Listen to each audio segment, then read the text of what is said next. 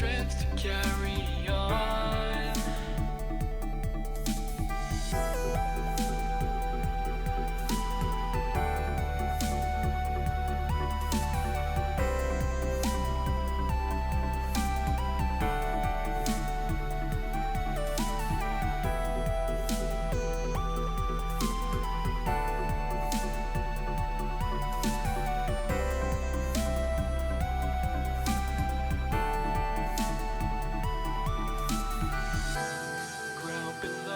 Skies above,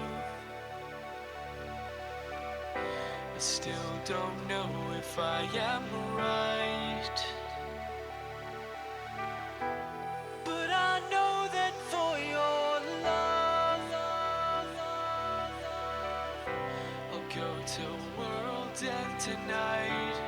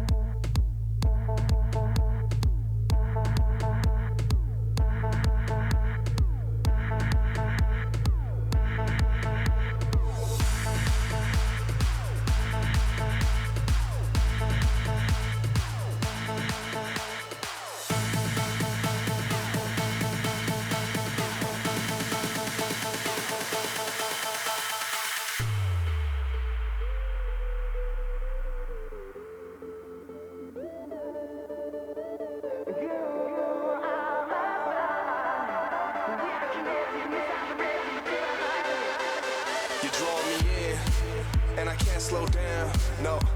Can you feel it too? There ain't no stopping now. Feet off the ground, head to the sky. Yeah, wind by my side. You in my vision, directly we collide. You pull me in, I don't resist. Time seems to fly, but the clock doesn't tick. I crash into you, we both feel the hit. We both feel the way that our chemicals mix. And I wish that I just keep my eyes shut. Maybe this time it'll be enough. So I need the dark. Without you here, I wouldn't never see the stars.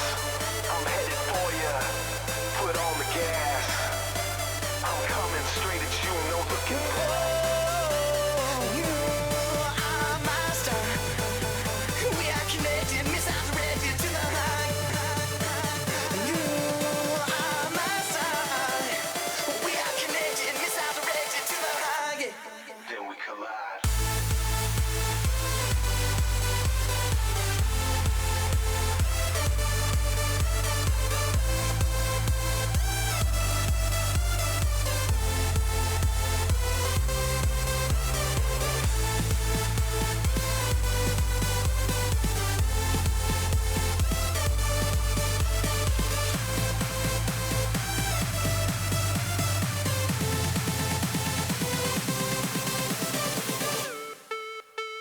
I'm here, I'm your statue. Your heart is a magnet, I'm coming at you. Girl, you're my target, I'm aiming at you. You're a comet, I'm trying to catch you. We can break any rule they ever taught you. Forget about anything they ever bought you. Cause me and you don't need a lot in this world to get by. Plus you know I got you.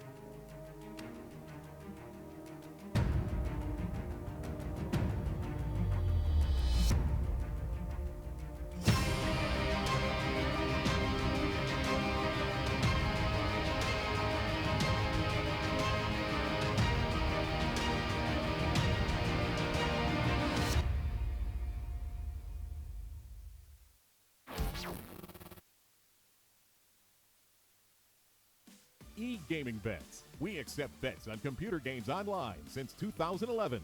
Referral system for regular users and the first deposit bonus. Gaming devices store and the best choice of payment systems. Dota 2 and Hearthstone, Counter-Strike and StarCraft, World of Tanks and League of Legends. EGB.com. You know for sure who's going to win. G2A.com, the best video game store ever! Fast as lightning, solid as a rock, cheap as duck. What's more, you can sell on it because it's also a marketplace.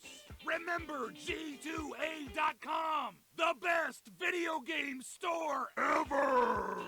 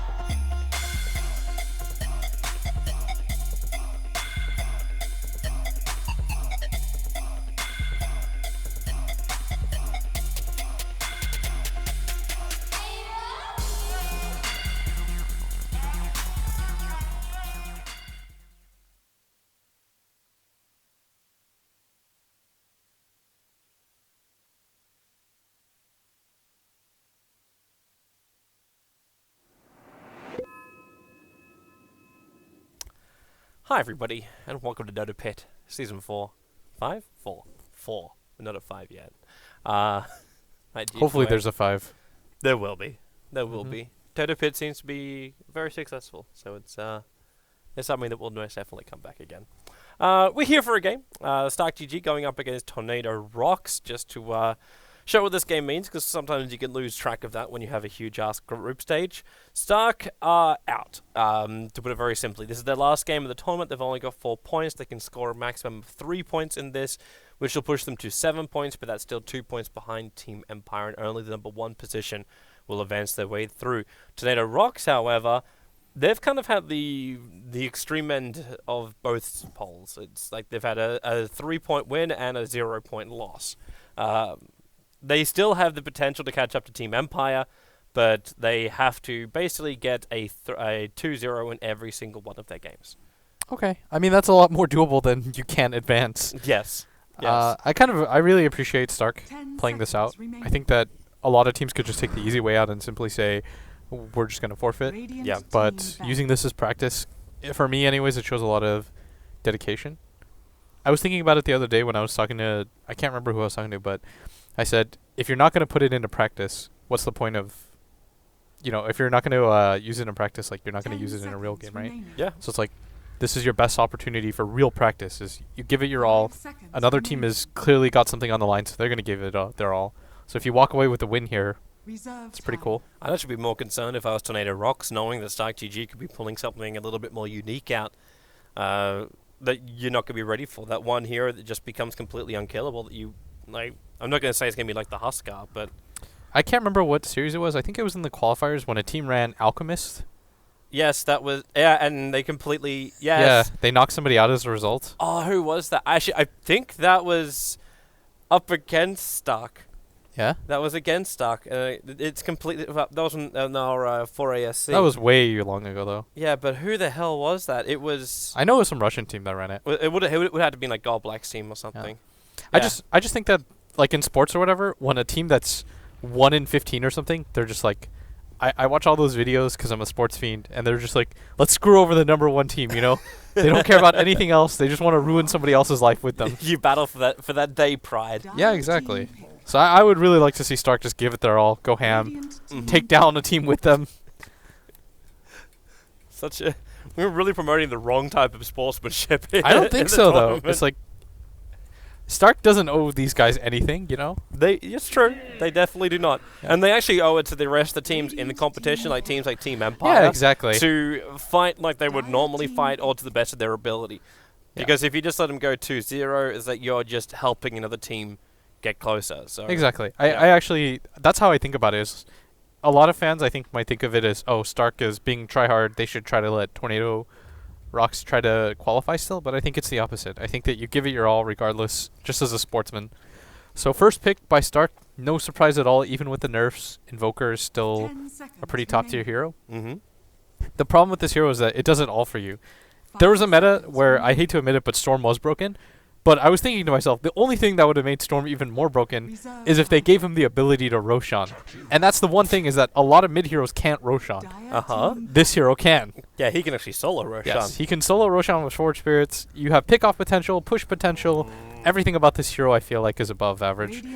On the flip side of things, Rocks immediately responds with the Death Prophet Oracle.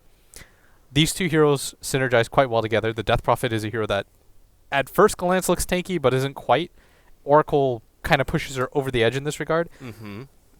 And Death Prophet in a one-on-one against an Invoker just crushes all over him. There's not a whole lot that Invoker can do without rotations. Yeah. And Stark GG, there goes their main hero for their combo. I think, was it you casting with me? I think it might have been Cap that was casting with me that game. Stark GG, like running a dual off lane, is Chikura and an Enchantress. Yes, I was casting that game with you against Liquid. Yeah. I think the problem, though, is I don't know, when I watched the VOD, I rewatched the VOD again, I don't know if Stark really had an easy way to win that game, because the Gyro was coming with them for the 5-man, so there was no reasonable way for them to catch up, and meanwhile, on the other side of things, everybody just kept farming and getting ahead on the side of Liquid. Mm-hmm. Like, I think 5-manning is important in this meta, but it's just as important that your core 1 position or 2 position, both those cores are getting consistent amounts of farm. You wanted a way to crap over the Invoker even more. The Spirit Breaker now being picked up here by Rocks. Yeah, it's synergized as well because you need something that can consistently frontline for the rest of your team. Like, imagine you're a Death Prophet player, right? You don't want to necessarily be the first person initiated on, especially at the early phases of the game. You want your Spirit Breaker to run in there, create chaos for you. Mm-hmm. And that's a concept that Envy actually taught me in a pub game. 10 seconds He's just like, you remaining. have to be more active and create chaos. As when I was playing Storm, it's like you just have to go in there, create chaos, and I really started to understand that concept, like, once I looked for it. And this is what that hero does for you. Spirit Breaker Reserve creates time. chaos for you. I actually think that you're a lot more passive on your Storm Spirit play. It was weird. For me personally, I know people don't like it when you reference pub games, but that's where I learned the majority of my knowledge, just because I grind so many games. Yeah, we had that conversation last time you were in here. It's like pub games affect the competitive game just because that's what's in the players' minds or what they learn. Yes, exactly. That's why you see heroes like Sven, Spectre. Yep. There's influence on both ends of it. Yep. Speaking of which, Sven now is the pool for Stark GG. I'm probably going to be the #1 farmer right now. Pretty nice when you're going up against Death Prophet when you can just add in all that 10 extra seconds armor. remaining. So overall, Stark should have a lot of survivability. I'm 5 interested to see seconds though how they remaining. get him into the laning phase, because I assume the Spirit Breaker, like, we don't know if he's actually going to be a support or if he's going to be a core. He's not the most reliable of stuns, hence I question mark should he actually be a support.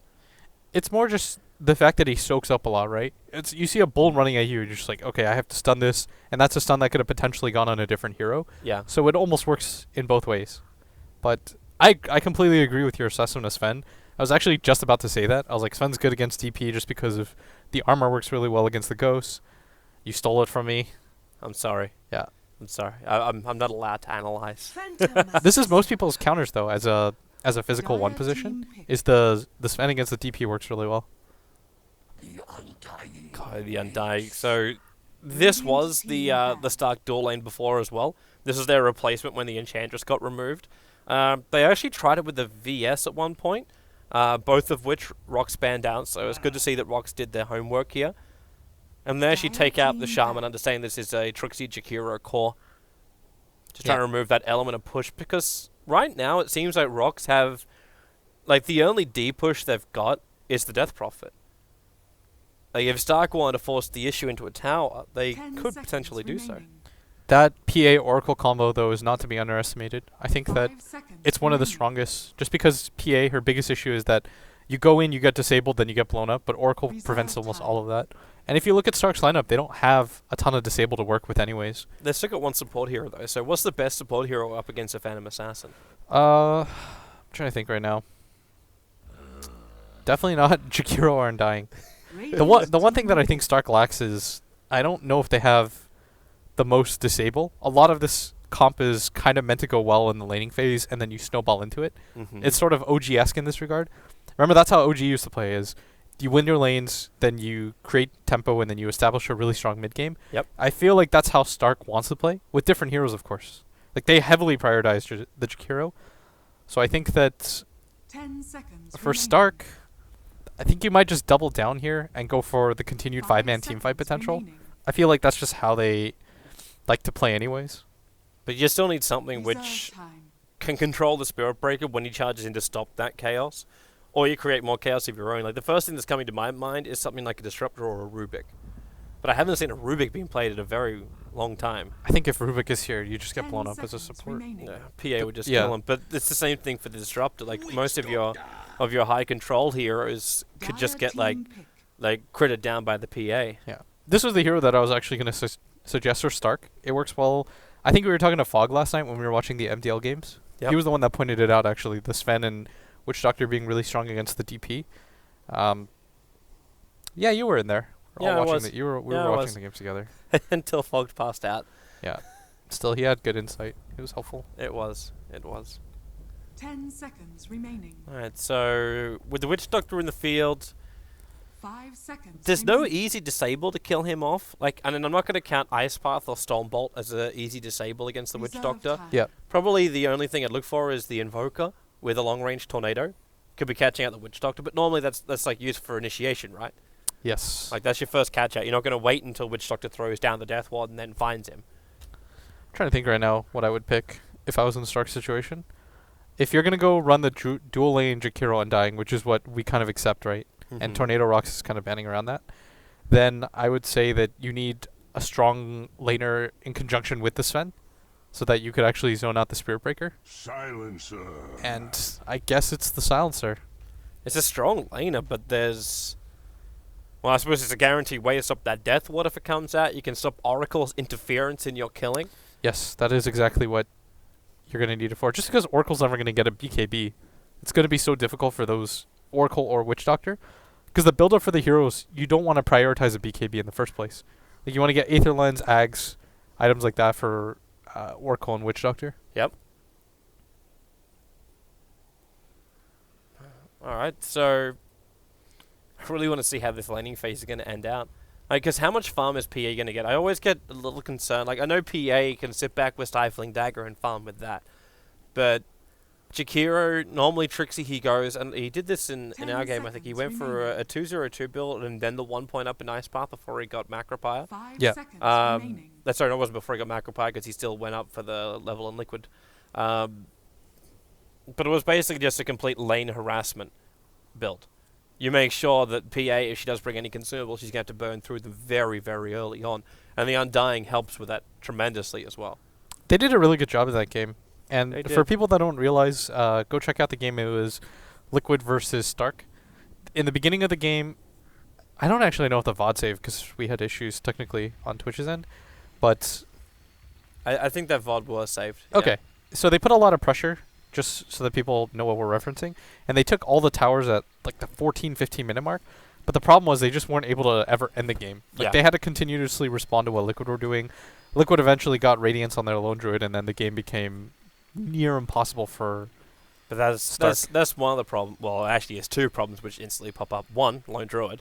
And two, the fact that Jakiro, I kind of feel like this guy is on a timer when you play with him. There is a point when Jakiro just drops off. Like, Liquid Fire is still amazing for pushing down buildings, but he can just be too easily dealt with into the late mid-game. But he's so good for sieging. Yeah, it's really easy to just forget about that hero. He takes some towers, 1 or 2 Liquid Fires, Yeah. slow downs the assaults. But he's not the most maneuverable guy out there. No, he's not. And his combo for a stun is like Yule's into Ice Path, but Ice Path is an instant. I think the one thing, if I look at Stark's lineup, that I kind of put a question mark on is I think their catch potential is kind of low.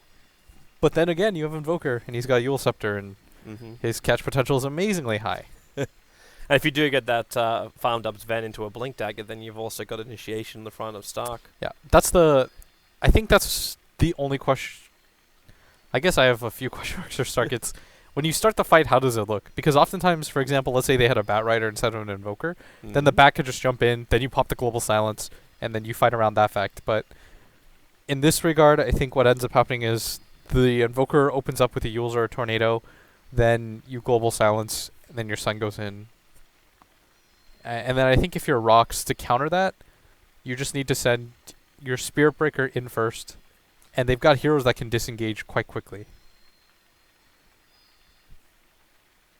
Death Prophet's pretty good at that. Just don't know how much success that Spirit Breaker's going to have.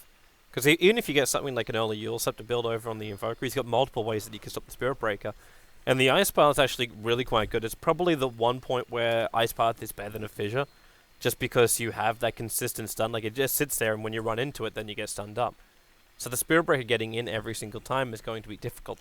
Yeah, I kind of like Stark's lineup here. I really like how well balanced Rox is, though. I just think it's whoever starts the fight. A lot of it will come down to. Stark have a kind of... I don't want to say Stark have a better reactionary fight. I think Because you've still got Oracle over on Rocks. You've still got PA and Witch Doctor that can create a lot of space. Because they've got their stuns and slows that they can give without even being involved in the fight.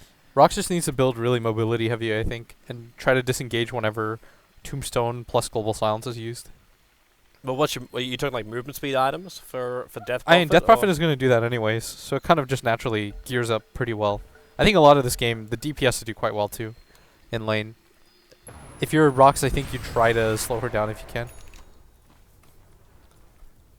You have an Exalt first build? Yeah. You notice that he Sunstriked, and he probably noticed the fact that the Spirit Breaker isn't coming with them, so they're going to go for the 5-man. And he didn't buy a TP or anything, So he's just If gonna he's have to quick work. enough too, he can get the vision of the observer ward being on the SB, right?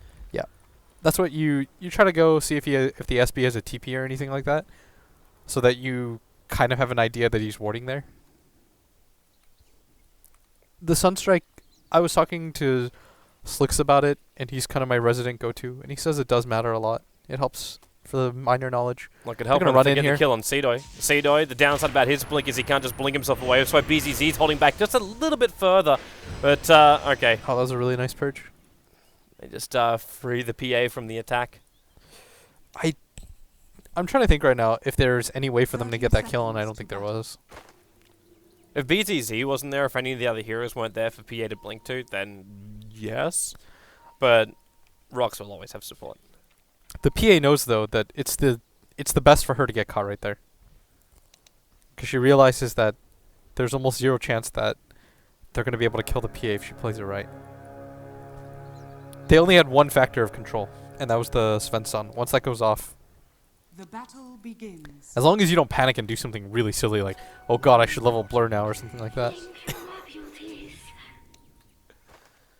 Okay, this ward, like, I know people keep placing it because it feels a very safe ward, but it's becoming such a standard ward that, like, I was watching a couple of games from MDL, Yeah. and when that ward gets placed, it instantly gets counted now. The one down here that the Witch Doctor already sentried Yeah, for? the Jakiro actually just did then. This one. They actually took out the Radiant Observer ward, which is in the lane. Oh yeah, it's just a smart play by...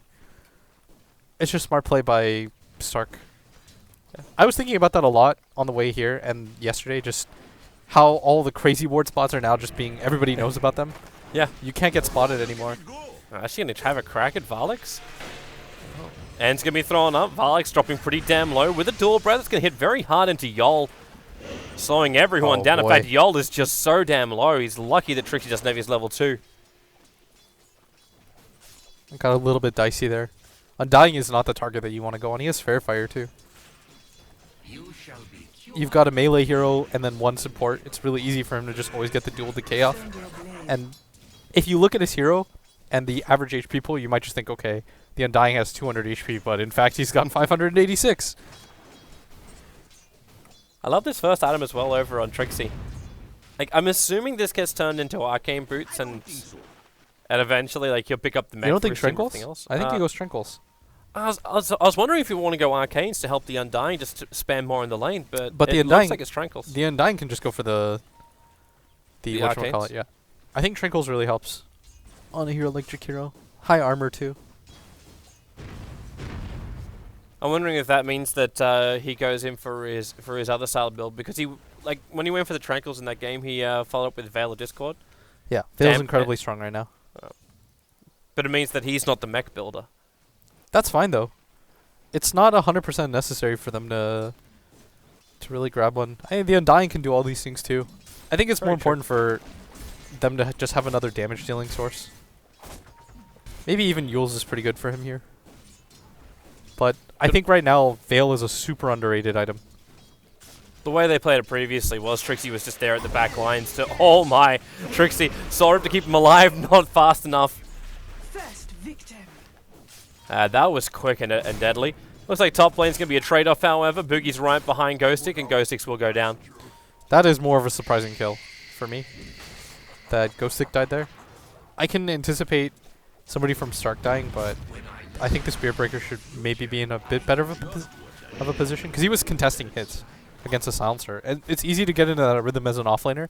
Like, oh, this is a ranged hero that doesn't hit very hard. Let me just trade hits. Then the Sven rotates in and you get bursted. But playing against an Oracle is so weird, Toby, as an offlaner, because you never really understand how much damage he does. It's like 1 second you're alive, then the next, boom, you're dead, because his burst is so high. Boogie. He's got a little bit of space because they're very fire, and they're going to try and turn on Ghostix. They forced him to charge in, and now with help BZZ, he hits with a Crypt Swarm. The sound was cancelled of the Spirit Breaker. I think that was actually, was that BZZ that landed a bottle charge or something? I saw regeneration on Ghostix for a second. Yeah. But either way, that's a nice rotation in the first one of the game from the mid lane as BZZ moving to get the kill. It might have been BZZ salving for him. Yeah, that's what I think it was, because there's still the salve, obviously, on the Spirit Breaker. Yeah, I don't think he would come to lane with 2. There's no point. But I just It's so hard to adjust playing against an Oracle in general. I think this hero, everybody knows what it does. There's no mystery about it. It's just that Purifying Flames, 1 second you're alive, the next you're not. 2-second cooldown. It's difficult to play around. I'm happy that most of the people in my MMR bracket don't know how to play Oracle. Oh yeah, that hero's a beast. Uh, When I play Radiant's pubs middle and tower I'm forced to is under support, attack. this is the hero that I pick just because I don't know if another support does as much as this one can. you're in the same boat as Cap. Yeah. And we saw it from like Funnick with his games 2 days ago. He was able to claim almost the highest net worth in the field. He had more kills than anyone else on the entire map at the end of his Oracle game. Yes. And he was the support player for Empire. The damage is just, it's incredibly crippling to play against. You just It's- have a hero that just does like 1,000 damage and boom, you're dead. Yeah. And he doesn't even get targeted in the fight because you're trying to target down one of the major cores. He then saves them, and you're like, oh crap, I got to expend even more abilities to help ensure I get the kill on this guy. Spirit Breaker's in more trouble again, as there's no way to charge out of that. I'm a little bit concerned about how dumb this Cal's going to get, because Boogie's starting to already steal intelligence in this game. Yeah, he might have to pick up something like a wand at some point. He's already stolen 4 int. For most heroes, that won't make too big of a difference, but imagine if you're playing against the PA or the Spirit Breaker. If you look at the Spirit Breaker, he's down to a paltry 195 mana. Yep. That isn't a... He can't even do two Yeah, charges. Like he can't do his combo. He can't do the ulti, yeah. He can't charge another strike. You're going to have to pick up... Could you're you going to have try? to get a wand. Is the one the way to do it? I'm wondering what else you could actually get as his transition item, because you can't get things like Urn's not going to really help you on that front. You definitely get a wand. It's just... I think that's you it. get a wand. There's enough spam from Stark too. But these 2 kills matter a lot when you're playing against a Silencer and he's being able to do this to you. I like that Boogie's going for the stack here too. There's nobody from Tornado Rocks that can come and steal this. Oh, Trixie's in trouble. Soul Rip, Varlix can't get the Tombstone or the Decay Another off. Now nuke. he does get the Decay, but it's already too late. That's... You just have to respect the power of this hero. You have to play more far back. In his head, he has to start thinking to himself, if I get caught out even a little bit, this hero will burst me. I just don't think his mind has made that connection quite yet. Because it is a little bit jarring to play against. I think that's the right word, right? It's like all of a sudden you're alive, then the next second you're dead. It definitely throws you off balance. Because how do you do that? Like, you always... Okay, we're going to watch Nemphy die now in the mid. A simple rotation. And they brought in the SB as well. He initially this went might for the just be charge. another kill Varlix too. just... Okay, when you get 17%ed, you just start ripping the life out of him. BZZ's fine with that when he's got those spirits going off. The Soul Siphon. Man, that Spirit Siphon is so strong. You have to respect You think that about as how, well. You think about how more powerful it is going up against an Undying. When Undying, like, he goes for the 2 decay, it's like, this is actually helping me. It's like, no, it's not. No. Like, it's actually just helping BZZ then. The power of the spell early game, you have to play around it, and they just didn't. Like, you see how powerful BZZ thinks it is. Like, he levels up his Soul Siphon before he levels up Crypt Swarm to That's max. pretty common, though. You want as many charges as you can for situations just like that, so that when somebody ganks into you, if you can get multiple off, and then you can start to isolate heroes one by one, it's quite good. They're going again on Nemphy. He can't run away from it. That Soul Siphon just keeps going. The Sunstrike will allow him He to get does some get the trade. revenge. But he doesn't get the experience for the kill. Yeah. The trade in gold is okay-ish, but, just as we were talking, Trixie got killed off. that's the 3rd death for him, I think. You are correct. 0 for 3. And this is quite significant for both sides, as they really needed this dual lane to do a lot more, because the whole point of it was to try to shut down the PA as much as they can. They've done an okay job of that if you just compare pure CS between the 2 cores, but at the same time, you have to look at the Invoker and what he's been able to get, and they've just been pummeling him so far. Like, he dies, respawns, a minute later they gank him again. This is not the situation that you want to be in if you're an Invoker, especially one that's going for a Midas. Every minute matters so much to this hero. Stark are wasting a lot of time on Varlix.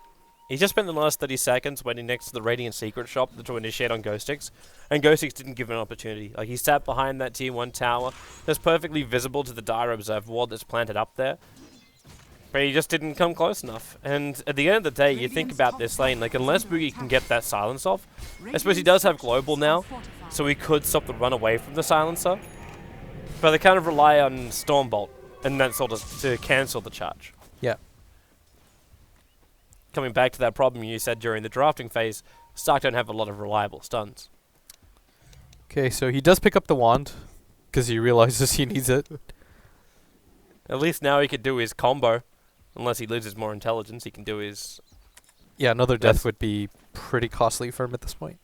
With the wand, it's going to go up a lot higher now. 286 is his mana pool. Dire's But that's bottom like, tower you're still is under talking about attack. this when Silence is only stolen 4 intelligence. The good news, though, is that he is getting a lot of levels. He's almost level 6. Comparatively, if you look at it, Trixie had the help of a dual lane, and so far he's The TP only top. level 5. Charge going to go over on this man. He's got the Warcry to protect him. That God Strength still up, and Global Silence going to stop any kind of attack. Cedo even TP'd himself in here too. Now they'll mop up the Tombstone, but there's no way Stark going to get caught out by that. With that Observer Ward, they saw everything coming. And this by space for both Trixie. I'm not going to say Nemphy, but because BZZ's already back there. But Trixie can finally get some breathing room. I think you can just sit Sudoi up here now if you want. Especially if you have the Witch Doctor. Witch Doctor is one of the better heroes at being able to go into the aggro dual lane situations just because he has a really good disable for situations like that. BZZ though, he's ramping up in farm pretty hard.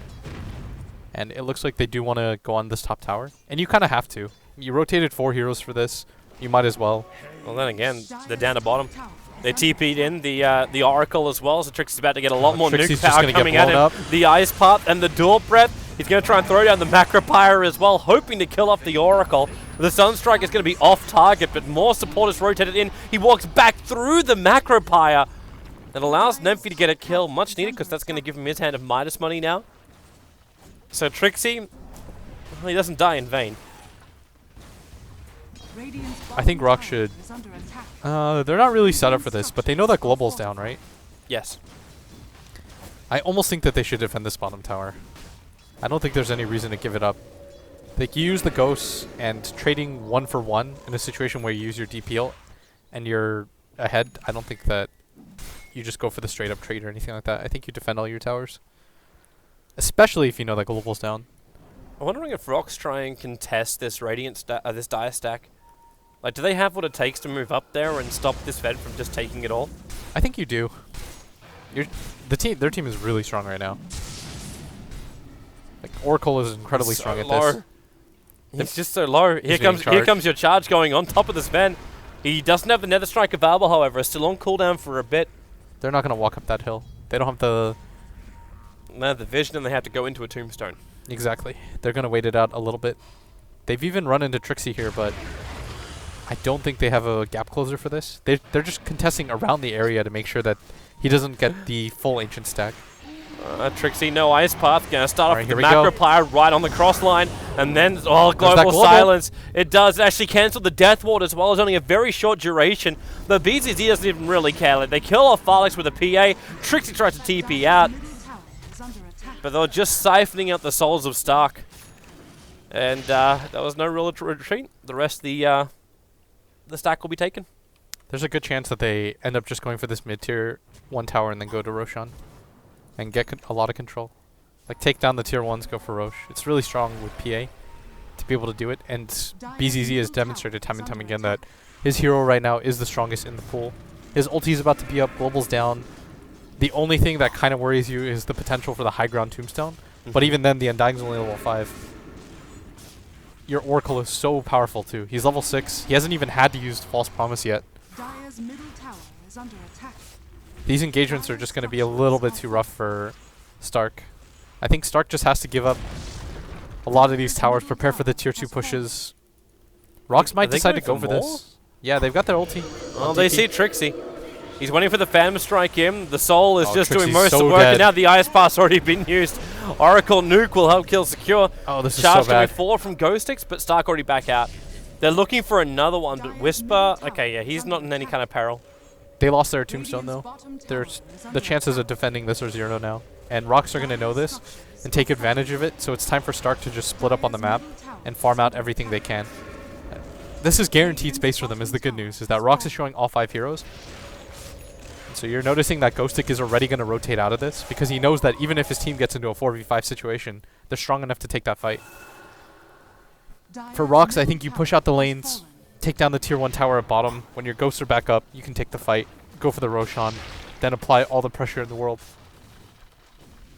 I'm wondering how Stark now to reply to this. Like, okay, Roskets, you've definitely said, like, they're in a great position in this game. If you're Stark, what do you hold on to? Your Invoker? Is it still worthwhile going for something like the Orchid and getting initiation Yules. somewhere? You go Yules. You have to go mobility here. I think you can only go for the Orchid in another position. Like, there's already a lot of natural counters. There's the Purge from the Oracle. You've got his ultimate as well. Rox, or BZZ already has the Yule Scepter. So there's almost no point in getting the Orchid at this point. It's already hard countered by both heroes and items. So you just go for the split push. Nemphy just has to build mobility and look to create space by forcing odd engagements. Well, this looks a little odd at least. Boogie's going to try and skip in behind the tower and put down the observer wards to get a lot more information. They know that Sidoi's there by himself, but really, what's the way to fight this? Here comes the TPs. You're never by yourself when you're fighting underneath towers. Oh, they knew. Dire's bottom tower is under They attack. got out. Unfortunately. Yeah, this is the best possible scenario for Stark. They didn't lose anybody. They put some pressure down. They pick up some farm. Nobody from Rox is farming during this time and said they're responding. This is what I mean. Eventually, it'll get into a situation where only 1 or 2 heroes will come to defend, Dire's and then bottom that's tower where is Stark under can attack. maybe look for a numbers advantage and get into a fight.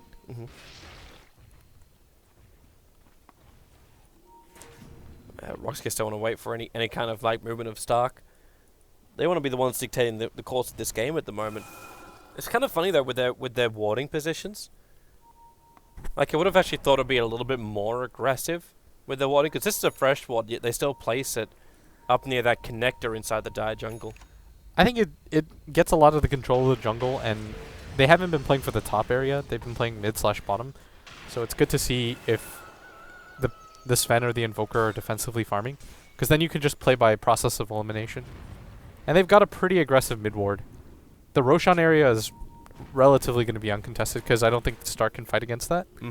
So I don't think it's as necessary. When they decide to go for the push into it, then it'll matter. So now I think you can start to get that pressure down, but in mid, they know that Stark's going to go for the 5-man and push down this tower, so what Rock should do is set 1 or 2 heroes in preparation and then collapse on top of them. This might be Stark's one of their better opportunities, because the glyph is down too, and well, Rocks, they have to respond to this a lot faster. Here we go. Trixie starts to TP out, but the Yule Scepter was still there from the Death Prophet. So Trixie is dead here, he knows it. But he doesn't lose anyone else from his team, and what do they end up doing? They end up saving their Tier 1 tower in the bottom lane for now, and taking the Tier 1 tower in the mid. Oh, Alex. Yeah. The Observer Ward just scattered out too easily. So he'll drop. Yeah, BZZ's going pretty ham here. We talked about it before the game started, after the drafting phase, that BZZ's hero had to do a lot, and he's delivering so far. And now that there's no pressure in this top area because they know that they disengaged, and because of this mid ward, they know that this tower push is finally safe. Because every other time they went for it, Stark were ready for some sort of response. But by losing 2 heroes there, the pressure isn't going to be enough. You might have to just give this tier 1 up.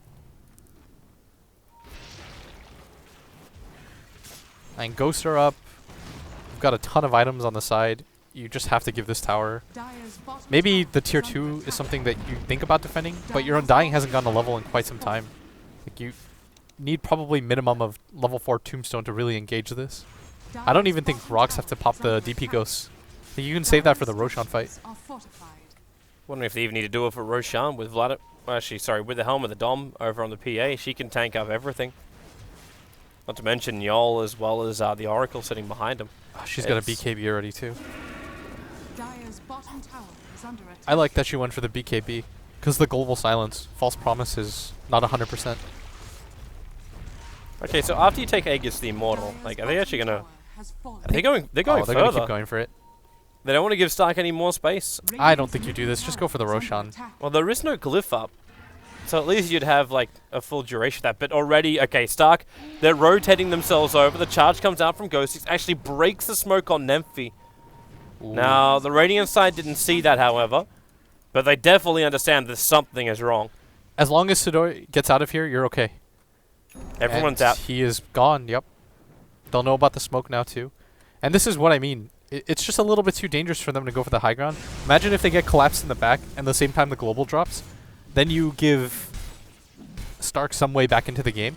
But by disengaging, resetting the fight, and then you go for the Roshan here, it makes it incredibly difficult for them. Stark still has one smoke up, and it's going to have to be for this Roshan fight, I think. Oh, Sidoi knows that this Undying is relatively alone. God, when you crit like that, Siphoning Dagger just ends the job. That mid-ward, Toby has done so much for them. Like, whoever decided to put that down on Rocks, that's good support play. You give your cores free information. Now you go for the Roshan. You've got the DP ult up.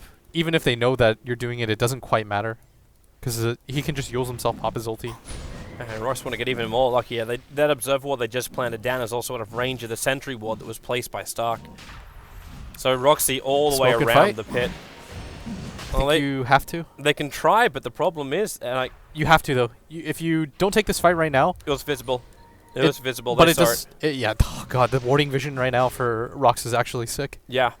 That's that one planted down just outside the sentry, so Stark would have felt really secure about it. The ice part, however, really no factor in this, and now the oldies get to go to work. You do have a nice double stun at the backlines, keeping Oracle out of the fight, not to mention that global silence, not allowing any kind of ability rebuttal just yet, but the BKB's up. It's just going to go to work, and Stark, this may have been the last fight they really could have had.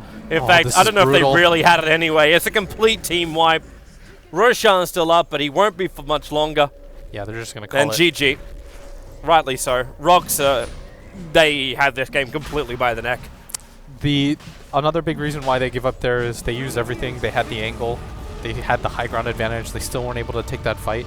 Their next smoke is in 5 minutes. Like, what are they going to do? They're not going to be able to hold the high ground. Even with the DP ghost down, it's a matter of time. Yeah. Really well executed by Rocks. And once again, we see this Chikiro off lane not have as much success as I thought he might have, but damn, that safe lane from Rocks, I don't know how you fight anything against that. It was a combination of Zeke and BZZ going, I'm pretty sure that's BZZ, right? 633? Yes, that's BZZ. Okay, I was like, if I just said this wrong the entire time, I'd feel so bad. No, you're 100% right. Those two heroes, the DP and the Oracle, did absolute work this game. Like, DP didn't even have to rely on her ultimate, and Oracle just... I don't think I saw him cast a single false promise. He never had to. No, he never. He's just like, none of his heroes were in trouble. The most amount of work that Zeke actually ended up doing was actually nuking for kills. That was it. Like, he was a DPSer in that game. It was rough to say the least for Stark, but they have another chance, and Rocks keep their hopes alive in the tournament. Can they actually take another 2-0 victory and claim the 6 points out of the 3 games they're playing? This is their 3rd series in DOTA Pit Season 4. So stay tuned, we'll be back after the break.